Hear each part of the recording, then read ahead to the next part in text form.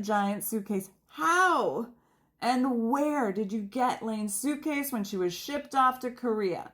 Was it really that big? Hi, I'm Valerie. I was a key set costumer on Gilmore Girls, and tonight I reached out to Paula Schreiber, our prop master for Gilmore Girls. Let's get into this, but before I reveal the answers, I need you to do me a favor and let me know what you think. Was it real? Was it really that big? And have you ever tried to find one and found out that it did not exist anywhere? Okay, now my remembering of this was, yeah, it was giant and it was real. I remember walking onto set going, oh my God, like, where did you get this? Of course. And I don't know if I had gotten an answer at that time, but tonight I talked to Paula and Paula said, we had it made.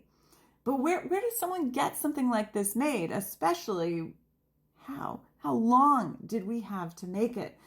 And those are some of the questions I asked Paula, and Paula was like, well, you know, at best, from the time that these things came out in the script to the time that they were needed on screen, they had about 2 days. Can you imagine trying to find a suitcase that big in 2 days? You're not going to find it because it does not exist.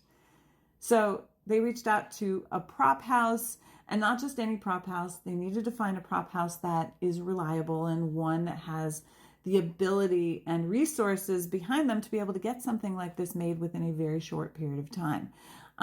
She didn't remember exactly the name of which prop house she used, but she had a lot of vendors, and she would only really use ones that were bigger and reliable regardless of the cost, because she knew that they needed it on camera, and if it wasn't on camera, it was going to cost them more money because they weren't going to be able to shoot that scene that day.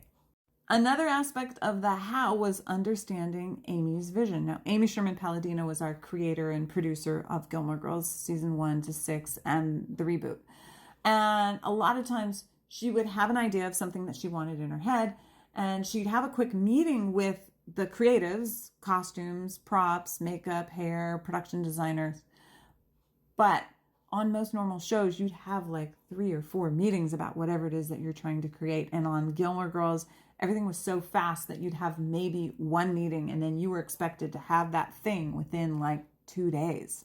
Now, let me know in the comments if you remember a toy phone, because one of the things Paula told me about was there was this one time she had to create this phone, and it was like a little kid's phone. And luckily, they found like a really old beat up one, but it needed to be brand new or much newer looking. And so they took the old one and basically fabricated the new one based on the old one, and they barely had enough time to get it. And when they delivered it to set, it still smelled like fumes. Let me know what other questions you have about Gilmore Girls.